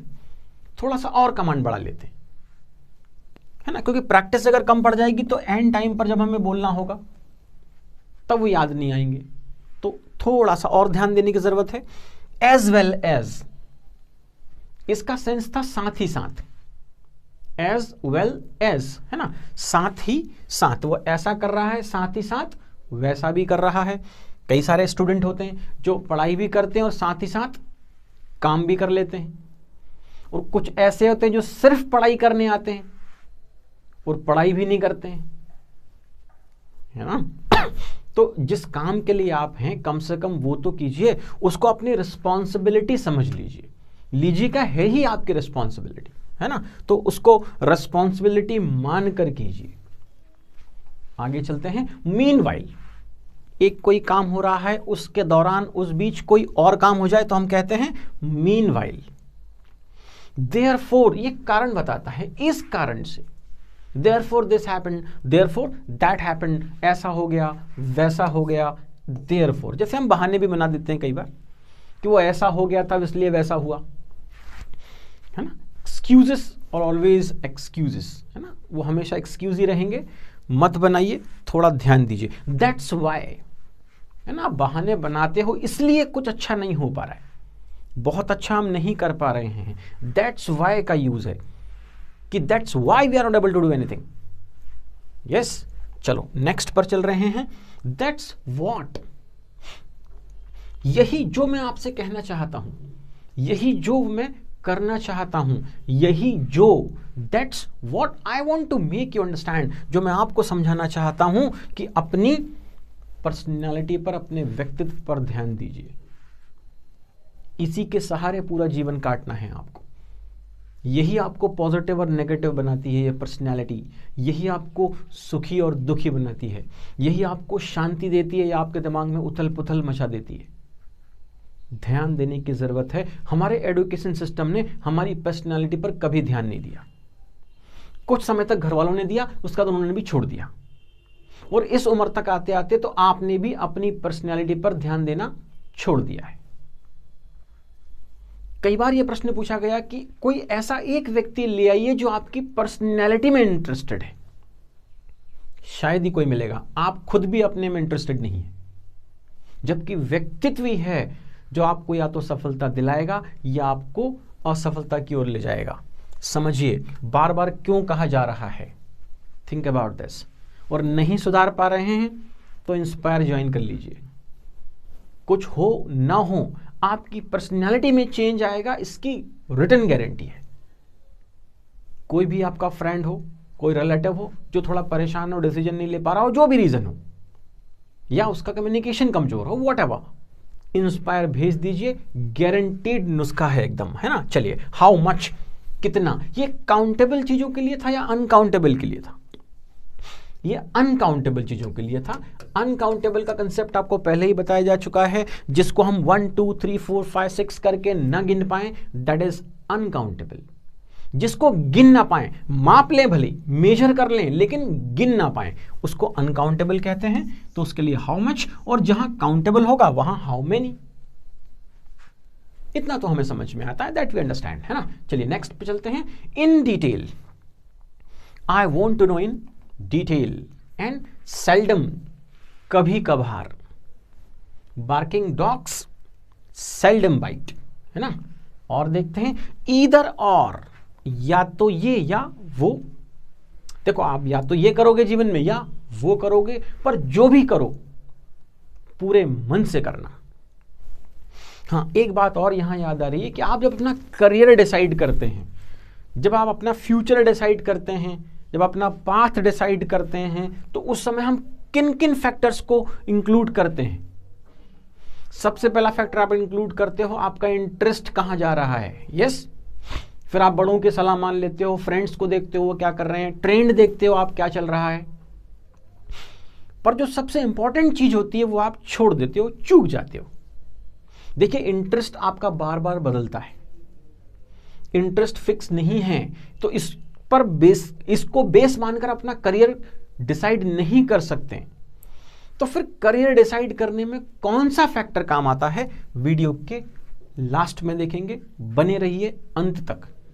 अगर वाकई जानना है कि हमारा जो करियर है उसका सबसे इंपॉर्टेंट फैक्टर क्या होना चाहिए, जिसको ऑलमोस्ट एवरीबडी इग्नोर कर देता है ना, सभी लोग उसको इग्नोर कर देते हैं।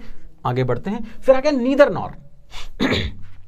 ना तो ये ना वो, मतलब आप ना तो ये करना चाहते हो ना वो करना चाहते हो, और आपको ये पता ही नहीं है कि आप करना क्या चाहते हो। यही प्रॉब्लम है।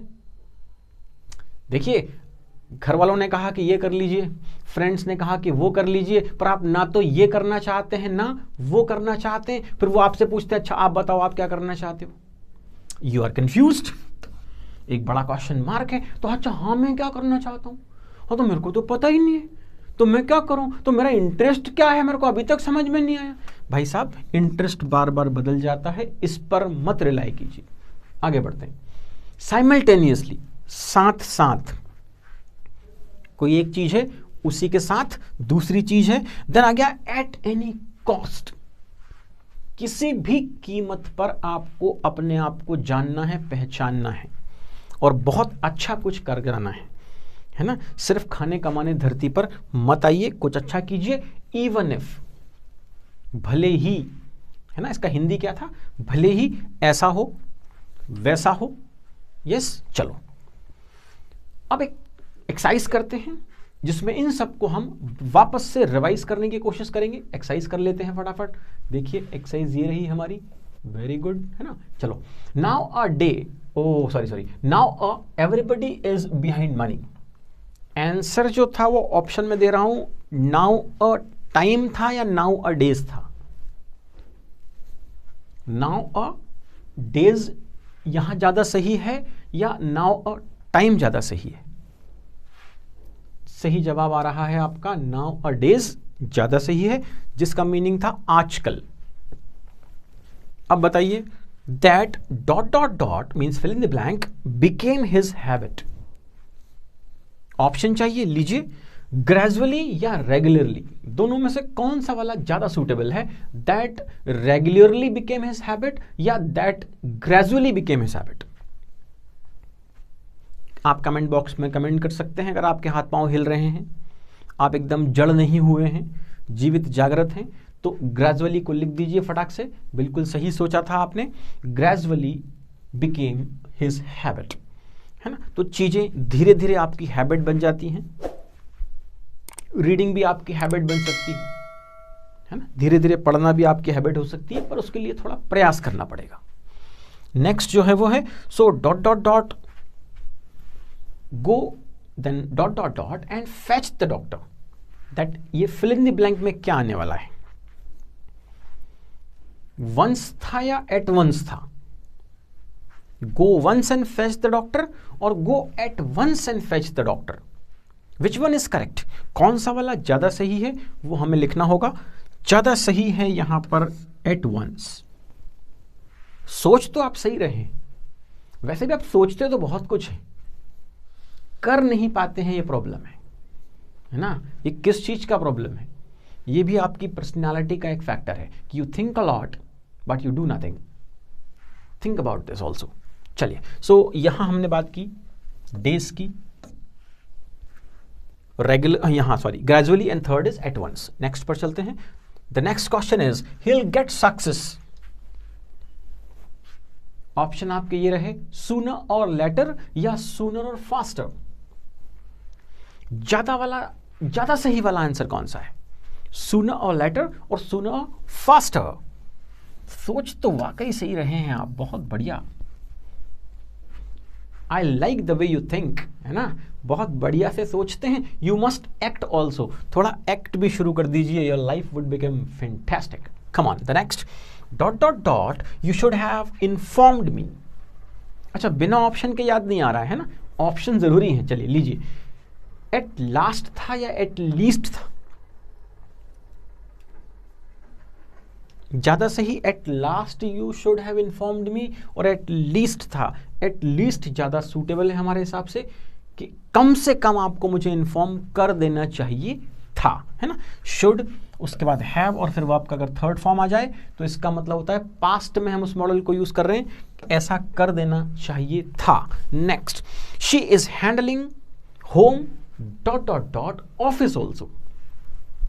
वो घर को भी संभाल रही है और ऑफिस भी संभाल रही है. इसमें एज वेल एज ज्यादा सही ऑप्शन था या एज विल एज ज्यादा सही था?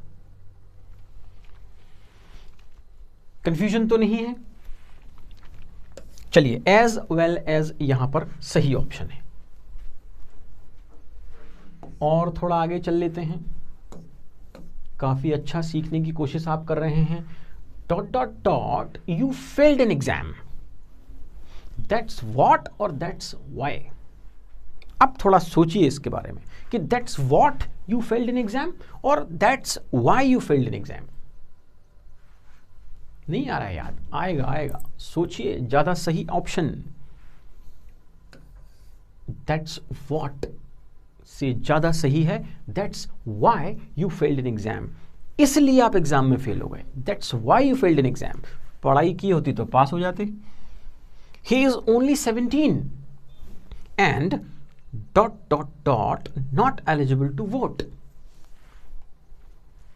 Therefore और thereafter, वो केवल 17 साल का है. Thereafter not eligible to vote और therefore ये भी सही जवाब. Dot dot dot want to say. That's why और that's what. हाँ, इस बार तो शायद याद आ जाएगा क्योंकि दैट्स वाई हमने ऊपर वाले क्वेश्चन में यूज किया था. उसका आंसर था that's why. Here the answer is that's what I want to say. यही जो मैं कहना चाहता हूं, पर आप समझना नहीं चाहते, ना मालूम क्यों. शायद आपको अपने जीवन से ही मोह नहीं है, अपने आप से मोह खत्म हो गया है. अरे अपने आप से मोह रखिए. Come on, next is money do you want. ये हाउ मच ज्यादा सही है या हाउ मैनी? पहले तो ये डिसाइड करना होगा कि मनी काउंटेबल है कि अनकाउंटेबल है. मनी अनकाउंटेबल है, नोट्स काउंटेबल है, कॉइन्स काउंटेबल है, but the word money is uncountable. So the right answer over here is how much money do you want. A option is correct. The next is dot dot dot friends do you have. Again we have to check this word friend is, ये क्या है? Friend, is it countable और uncountable? थोड़ा doubt आ गया क्या countable uncountable में? ओहो, फ्रेंड्स आर काउंटेबल, गिन सकते हैं 1 2 3 4 5 6 फ्रेंड्स. तो हाउ मेनी और how much? How many is the right answer. How many friends do you have? Please explain dot dot dot detail. So you are requesting somebody that you should explain dot dot dot detail. So that is in detail or on detail? Come on, comment in the comment box if you are listening me very clearly, properly. So please comment in comment box which answer is correct, A or B, like in or on. The right answer is in. Are you understanding which language I'm speaking over here? Good one. Be with us. We'll learn something very great, very valuable, fantastic. The next is barking. Oh, again dogs, है ना? The barking dogs dot dot dot bite. Never, seldom. According to English proverb, barking dogs seldom bite. Seldom means very rarely. कभी कभार काट खाते हैं कुत्ते. जो भौंकते हैं, जो गरजते हैं, वो कभी कभार बरस भी जाते हैं. Next is you can have either T dot dot dot coffee, और कॉफी या नॉर कॉफी. ईदर के साथ और लगता है कि नॉर लगता है? ईदर के साथ और आता है। अरे very good, intelligent people are watching this video, है ना। इस वीडियो को देखने वाले सारे लोग कैसे हैं? बहुत इंटेलिजेंट हैं, और ये प्रूफ करता है कि आप इस वीडियो को देख रहे हैं, है ना। मतलब आप सीखना चाहते हैं, लगन तो है, कोशिश तो कर रहे हैं, है ना। और कोशिश करने वालों की कभी हार नहीं होती, ऐसा लोग कहते हैं। But we at Inspire personally believe, हम लोग आप इस बात को ज़्यादा मानते हैं कि हो सकता है कोशिश करने वाले की हार हो भी जाए, पर जिसने ठान लिया है, जिसने पक्का इरादा कर लिया है, जिसके अंदर दृढ़ विश्वास है, उसकी हार नहीं होती। क्योंकि कई बार हमने कोशिश करने वालों को भी हारते देखा है, लेकिन जिसने ठान लिया है उसकी हार नहीं होती। तो ठान लीजिए, आपकी हार अनिश्चित हो जाएगी। You will never get defeated in life. Next, the final one is I want success. सही है ना, हमें सफलता चाहिए ही चाहिए, ऑन एनी कॉस्ट और एट एनी कॉस्ट। अचानक से थोड़ा कंफ्यूजन आ गया कि on any cost was correct और एट एनी कॉस्ट कौन सा वाला ज़्यादा सही था जो हमने पढ़ा था? एट एनी कॉस्ट, यहाँ पर और ज़्यादा सही था, है ना, यहाँ पर सेल्डम ज़्यादा सही था। A friend in need is a friend in deed. A friend in need is a friend in deed. जो मुसीबत में काम आए वही सच्चा दोस्त है। नेक्स्ट है, as you so shall you reap. जैसा आप बोएंगे वैसा ही काटेंगे, ये भी ठीक। The next was, a little knowledge is dangerous thing. थोड़ा ज्ञान, अधूरा ज्ञान खतरनाक होता है ना। या तो बिल्कुल ही ज्ञान ना हो तो कोई प्रॉब्लम नहीं, और बहुत ज़्यादा हो जाए तो भी थोड़ी प्रॉब्लम है ना। अधूरा थोड़ा सा जरूर गड़बड़ करता है, और बहुत ज़्यादा भी गड़बड़ करता है। सामान्य थोड़ा रहे तो ठीक है। संगति हमें या तो अच्छा बनाती है या बिगाड़ देती है। So a man is known by the company he keeps. A man is known by the company he keeps. व्यक्ति की पहचान किससे होती है? उसकी संगति से होती है। वो किस तरह के लोगों के साथ उठता बैठता है, किन लोगों के साथ उसकी दोस्ती है, वो डिफाइन करती है कि वो किस तरह की चीज़ें सीखेगा, है ना। इसलिए आपकी फ्रेंडशिप बहुत इंपॉर्टेंट चीज़ है, उसको ध्यान से कीजिए। नेक्स्ट, अ rotten apple injures its companion. एक मछली सारे तालाब को गंदा कर देती है। एक एप्पल बाकी के आसपास के सारे एप्पल्स को भी खराब कर देता है। A bad workman quarrels with his tools. एक खराब काम करने वाला आदमी, जिसको काम करते नहीं आता है, उसमें वो स्किल्ड नहीं है, तो वो बहाने बनाता है, वो अपने औजारों को दोष देता है। हिंदी में हमने सीखा था, नाश न जाने आंगन टेढ़ा। क्या सीखा था? नाश न जाने आंगन टेढ़ा। इंग्लिश में है, a bad workman quarrels with his tools. A figure among ciphers. यहां था अंधों में काना राजा। जब कोई व्यक्ति बहुत एक्सपर्ट ना हो, थोड़ा बहुत ज्ञान उसको हो, लेकिन जो उसके आसपास के लोग हैं उनको कुछ भी ना आता हो, तो वो क्या हो जाता है? अंधों में काना राजा। That is a figure among ciphers. ध्यान से सुनते रहिए, ध्यान से सुनेंगे तो ध्यान रहेगा, है ना। तो ध्यान में रखना है हमें। ये था अ ड्रॉप इन द ओशियन। ऊंट के मुंह में जीरा, मतलब बहुत बड़े उसमें कुछ छोटी सी चीज हमने दे दी। That is a drop in the ocean. Birds of a feather flock together. एक जैसी पंख वाली चिड़ियाएं एक साथ होती हैं, मतलब चोर चोर मौसेरे भाई हिंदी में कहते हैं, मतलब एक जैसी प्रवृत्ति के लोग एक साथ रहा करते हैं, ये भी ठीक है। Barking dogs seldom bite.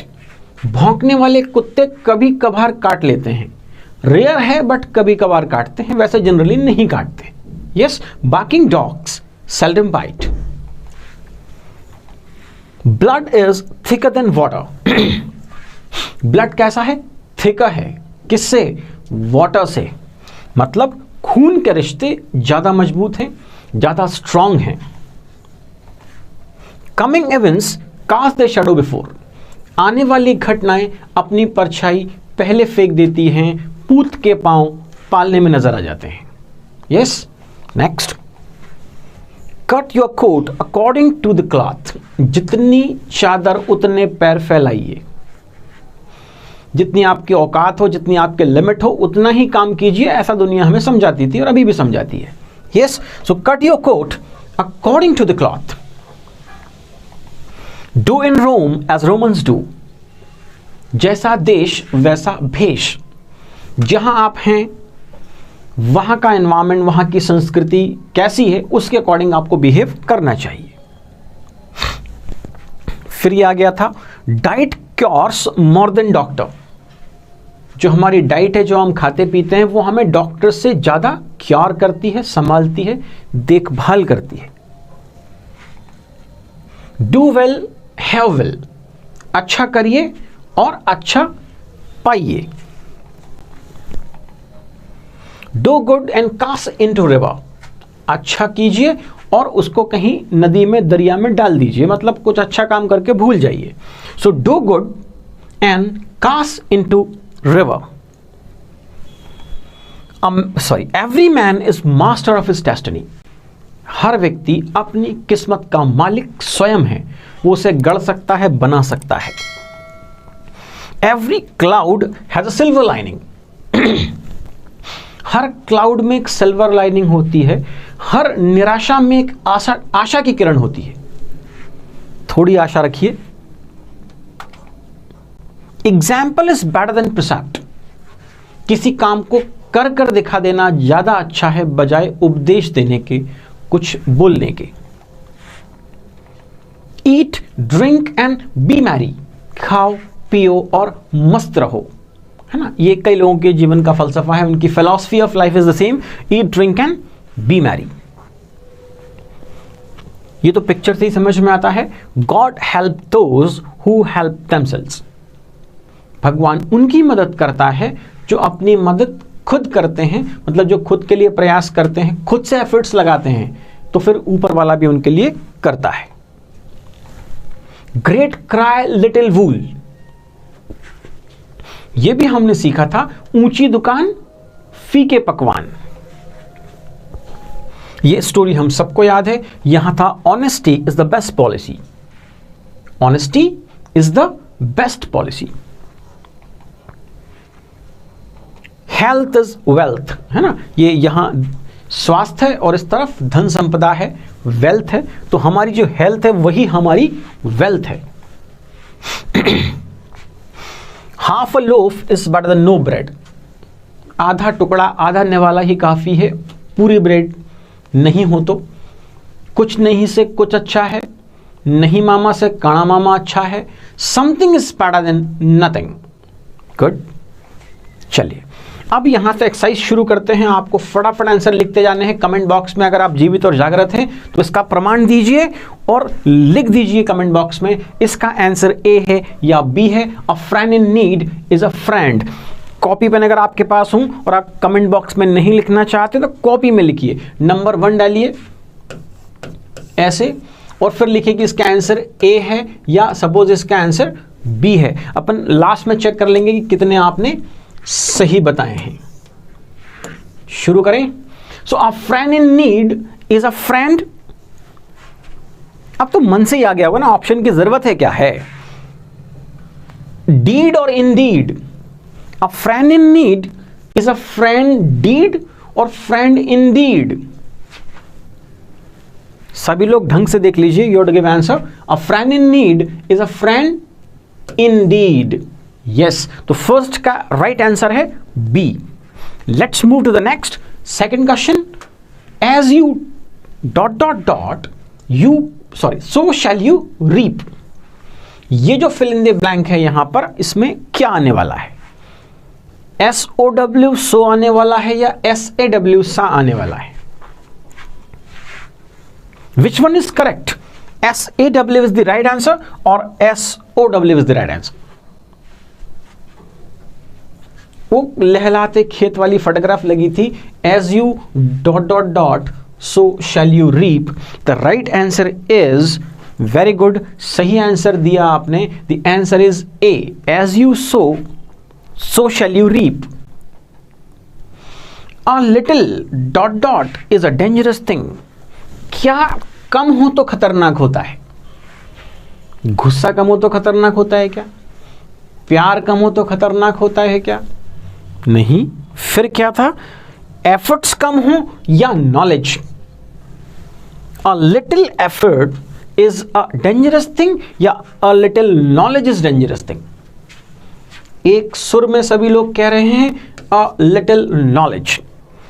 सो ये जो फर्स्ट 3 क्वेश्चंस हमने देखे, the answer of first is B, answer of second is A and the answer of third is B. Note करते चलिए, मैच करते चलिए आंसर। नेक्स्ट क्वेश्चन की तरफ हम चल रहे हैं। The next is a man is dot dot dot by the company he keeps. A man is dot dot dot by the company he keeps. व्यक्ति की पहचान उसकी किससे होती है? अननोन की known. Which is the right answer? A man is unknown by the company he keeps or a man is known by the company he keeps? The right answer is man is known by the company he keeps. So the answer of fourth question is B. Shall we move ahead? आगे चलें to the next question. Yes, a rotten dot dot dot apple, its companion. एक सड़ा हुआ सेब अपने आसपास के सेब के साथ क्या करता है? इंजॉय करता है कि वुंड करता है? Enjoy is the right answer, तो बिल्कुल सही फरमाया। फिफ्थ का आंसर है ए। मैच करते चलिएगा, लिखिए फटाफट। The next is a bad workman dot dot dot with his tools. एक खराब काम करने वाला आदमी क्या करता है औजारों के साथ? उनको प्रोटेक्ट करता है कि क्वारल से मामला? क्वारल सही आंसर है। और bad workman quarrels with his tools, नाचते जाने आंगन टेढ़ा। So the answer of fourth is B, the answer of fifth is A and the answer of sixth question is B. Let's move ahead to the next question. The next question is here. A dot dot dot among ciphers. क्या word था यहां पर? A dot dot dot among, यहां इस fill in the blank वाला word without जो option आने वाले हैं उससे समझ में आ रहा है क्या? याद आ रहा है? ऑप्शन दे लेते हैं, लीजिए। A picture among ciphers था या a figure among ciphers था? Good, good, very good. Doing well. Answer is B, that is figure. A figure among ciphers, अंधों में काना राजा। Next, a drop in the, कहाँ गिरी थी वो बूंद? सीपी में गिरी होती तो मोती बन जाती है ना।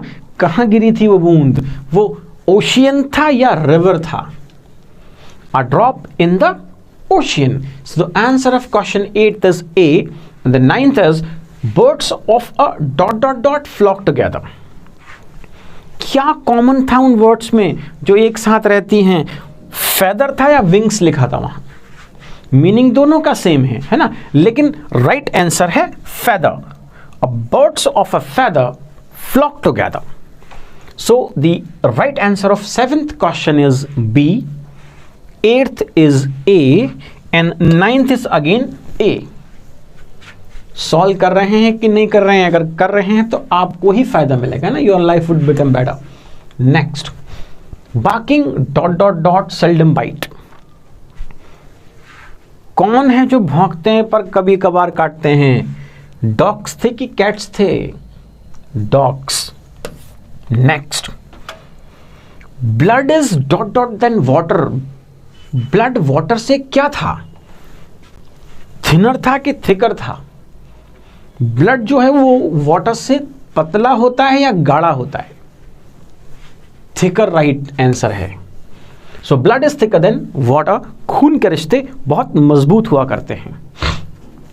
सी, ये तीनों क्लास है ना, नंबर 34, 35 एंड टुडे इज 36। ये तीनों क्लास देखने के बाद, इनको अटेंड करने के बाद क्या आपको ये सारे प्रोवर्ब्स ढंग से आ गए हैं? जरूर बताइएगा आप कमेंट बॉक्स में कमेंट करके बताइए, कहीं भी बताइए कि क्या 3 दिनों में हमने इतनी सारी जो प्रोवर्ब सीखी है ये इनसे आपकी दोस्ती हो गई है, या इसकी और प्रैक्टिस करवाई जाए, कोई और तरीका बदला जाए। Because ultimately we have to learn, सीखना तो हमें है ही, है ना, बिना सीखे नहीं छोड़ सकते हैं। So we have to understand. Question number 12 is here, dot dot dot events cast their shadow before. आने वाली घटनाएं थी कि जाने वाली थी? Coming events cast their sorry, coming events cast their shadow before था सही, या going events cast their shadow before? Right answer is A. So here barking dogs, so the 10th is A, 11th was B, and the 12th is A. Let's move to the next. Here is the next question, cut your dot dot dot according to cloth. क्या काटना था हमें? Cake काटना था या coat काटना था? है ना, दोनों को ही काट सकते हैं। अरे कोट के लिए कपड़ा काटना पड़ता है। So cut your cake according to cloth था या कट योर कोट था? Right answer is coat. Do in dot dot dot at Romans 2, do in dot dot dot as Romans 2। ये जो डॉट डॉट लगा हुआ है, ये जो फिल इन द ब्लैंक है, यहां पर कौन सा वाला ऑप्शन ज्यादा सही है, रोम और Paris? Do in Paris as Romans 2 या do in Rome as Romans 2? The right answer is A. Next, diet cures more than. आपकी जो डाइट होती है वो किससे ज्यादा आपकी क्योर करती है? यमराज से या डॉक्टर से? See very nice, you know, options are there. वो यमराज से ज्यादा आपकी क्योर कर रही है, डॉक्टर से? The right answer is doctor. तो diet cures more than doctor. The answer of 13th question is B, 14th is A, and the 15th is B again. Okay, come on, move forward to the next question. 16th one, do well, have, fail or will? Have, fail or have well? Yes, the right answer is have well. अच्छा करो, अच्छा पाओ। Do good and it into river. क्या करना था? Cast था या fast था? याद करो वो प्रभाव जब हमने उसे सीखा था कि do good and cast into the river. Every man is of his destiny. हर व्यक्ति अपनी किस्मत का मालिक है या नौकर है? The right answer is servant or master. Yes, the answer is master. Yes, चलिए, the answer of 16th question is option B, 17th A, and 18th again B. चलिए कुछ थोड़े क्वेश्चंस और देखते हैं। Every cloud has a lining.